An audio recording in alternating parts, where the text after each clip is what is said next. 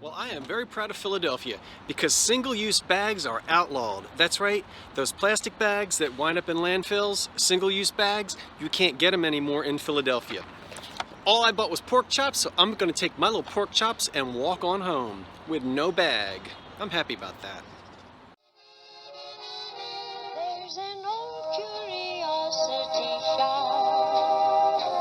Every once in a while I go by there for the fond recollections that lie there in that old curiosity shop. It's a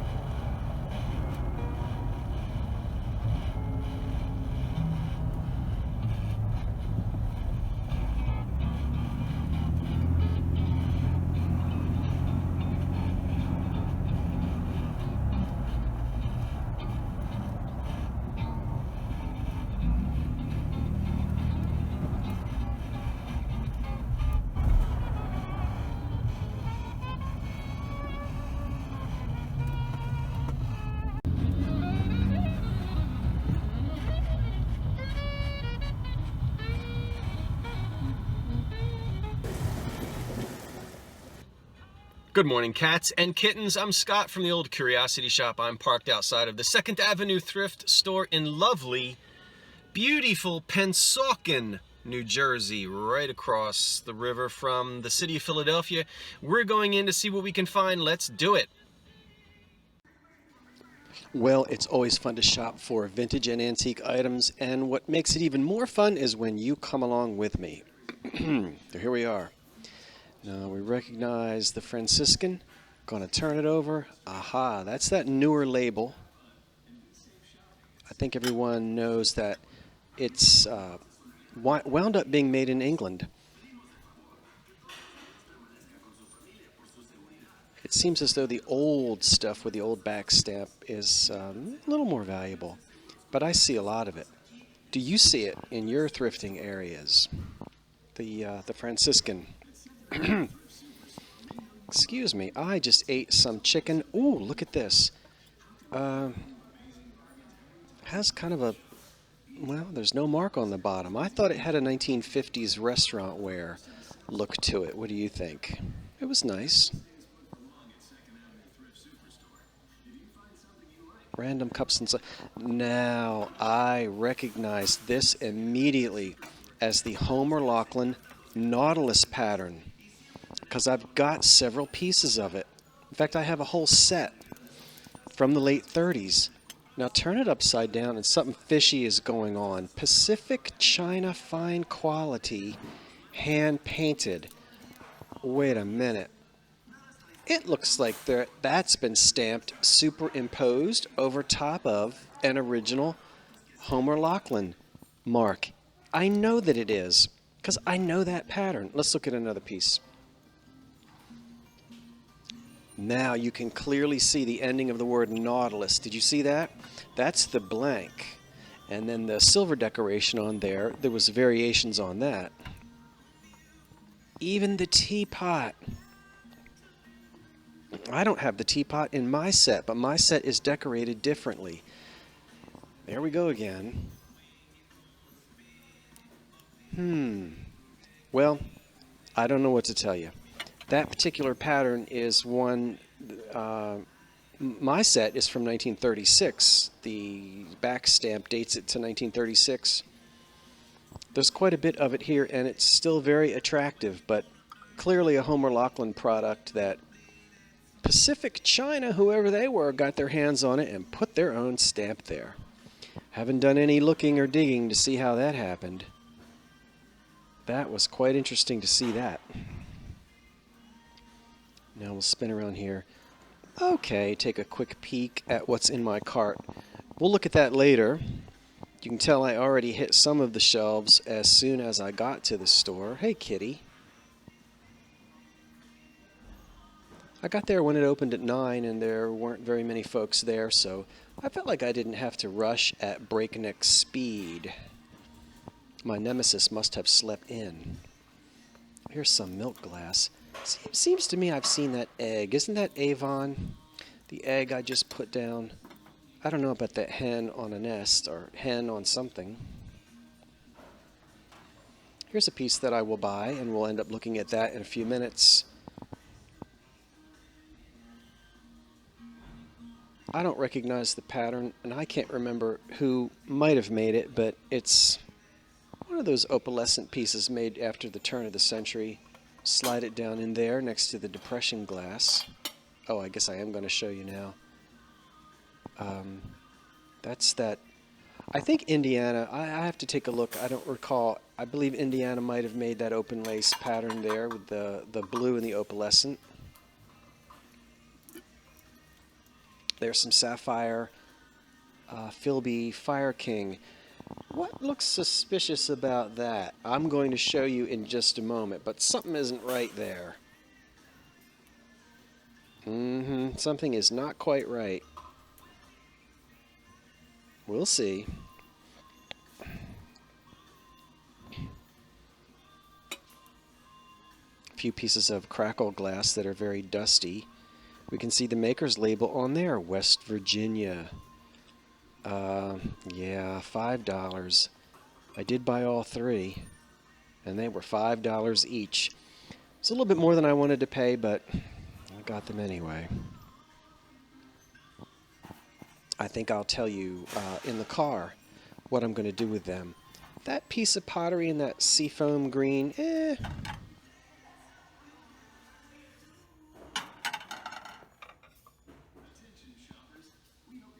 That looks like a cheese and cracker bottom, underplate for a cheese and cracker set. A lot of the gold is missing. Can't do much with just a random plate. That right there, you see, of course, that you know where the compote would sit.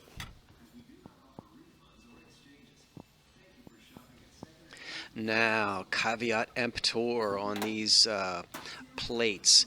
A lot of you are going to recognize this pattern by the Federal Glass Company, Madrid. And you know that it was reproduced in 1976. You want to look for that little 76. They did make it in the 30s in crystal, and it was reproduced, but the reproductions, it was a computer-generated mold, and it doesn't have the human hand touch, the intricacy of the original mold from the 30s. Those plates are new, and they're gone back on the shelf. Ooh, that looks modern. Kind of modern looking. That's not old, but boy, that is a tall compote. That thing is riding high in the saddle. It was pretty and very heavy. I guess it's crystal. It sure did have the weight to it. You can see there's only one other person in the store. I don't know what was going on. Maybe there was a hot estate sale somewhere I didn't know about, because I was the only person in there really sourcing through these aisles.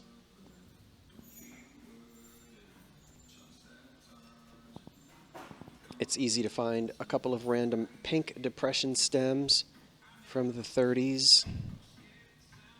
I do sometimes buy orphan stems once in a while.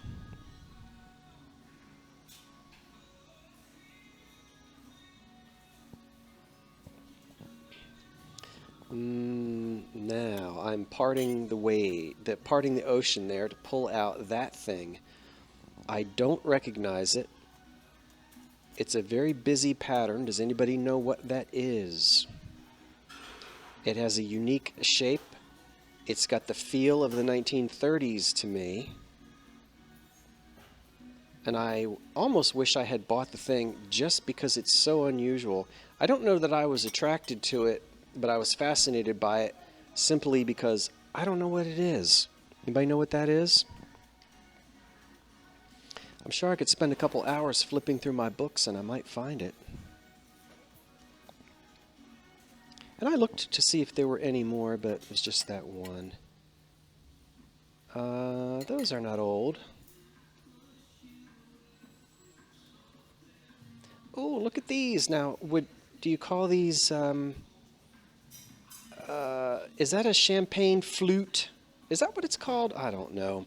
Or a Pilsner. Anyway, I recognize that pattern. You see the harp on there? That's a 1950s pattern. But I've never seen those glasses. And look at these. All right, what's that flower? I know you know. Beautifully etched. I'm kind of kicking myself that I didn't buy these. There were only 3. But it would have been worth it just to kind of research that pattern. Very pretty. I'm going to guess the pattern is the name of that flower. And you can see there's 3 of them in there. I think they were $2 each. But I have to tell you, I really have to be careful because I'm spoiled in this area. There's just so much, and I would have a house full if I bought everything that I saw. And I have to really be careful about buying some of the orphan stems because I would just have too much. Hi everyone. I'm next in the Dunkin' Donut line, but, and I'm not getting donuts. I'm getting me a pumpkin spice coffee. Okay, but I want to show you what I got at the thrift shop. So let me pay and then we'll talk.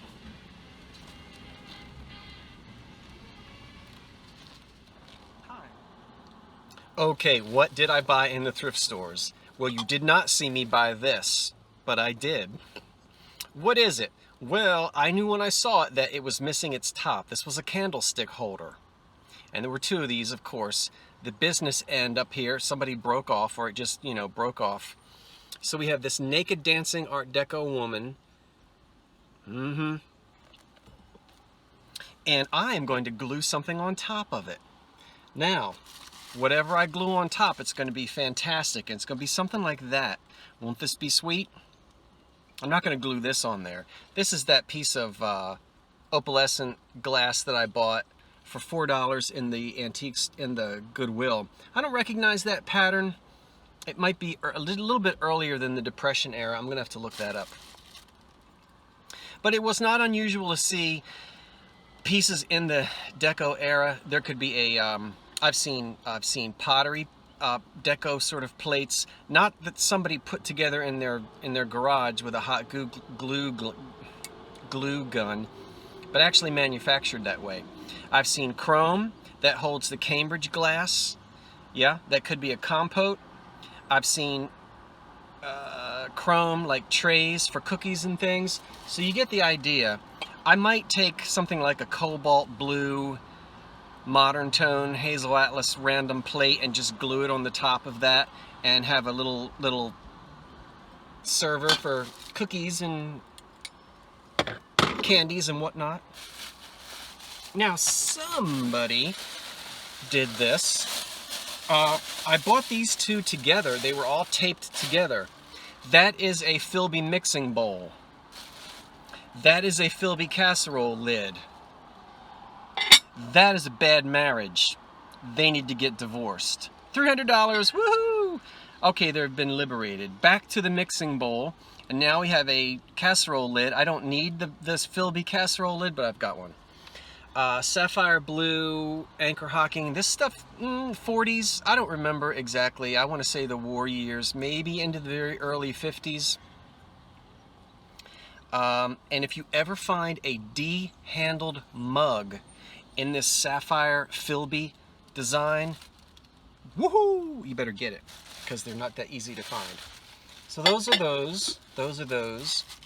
Then there's this piece right here of opalescent glass. This is really pretty. And I think, oh, hold on, everybody. I've got something, I don't know why these, okay. I've got that, I think might be an open lace type pattern by Indiana Glass. I have to look that up. I really don't remember. But it's one of those, you know, sort of 1930s, 40s. It's pretty in blue. Hope you can see it. I paid $3.99 for that. I paid $3.99 for that. And I think I already told you what I paid for the Philby. The two Philby pieces, and if I didn't tell you, I can't tell you because it came off somewhere. I'm not trying to be secretive, I just don't know what happened to it. I don't need this, and I don't know where I'm going to get the lid. I'm probably not going to find the lid, although they are out there. It's a Cameo biscuit jar. That was $2.99. It's anchor hocking. It does have uranium in it, of course. There's the little ballerina dancer. We can see that. Okay. I've bought and sold this before. I may just hold on to this and put kitchen utensils in it for the time being, since I don't readily have a lid. And then I bought several little crackle glass pieces. I'm only going to probably unwrap one and show you one. There's one. But as I said, I have three, and I think you saw them in the cart. I paid more for these than I really wanted to, but I just went ahead and did it anyway. They were actually $5 each. So I have $15 wrapped up in these three little crackle glass pieces. There's still profit to be made in them, but I think what I'll do is hold on to them until next autumn season. Maybe by that time I will find more. I'm sure I will. And I'll just, you know, group them all together. Maybe I can sell 5 or 6 of them in one lot. So I think that's what I'll do. Just hold on to them until next. I have so many things in the pipeline. It's like, we're just sort of on the cusp of sort of being too late to sell the autumn decorations. Let me see. There's something else here somewhere. Hold on, I'll be right back. Okay, I do have one more thing to show you. Now, I only filmed in that one shop, which is called the 2nd Avenue Thrift Store. But after I left that, I went to a Goodwill. I did not do any filming in there. But in that Goodwill, I found another beautiful, great big, ooh, it's got spider webs on it. This is not showing up well. You know it's a Torsioner floor lamp shade. It's in a wonderful sort of cream color, which is not showing up.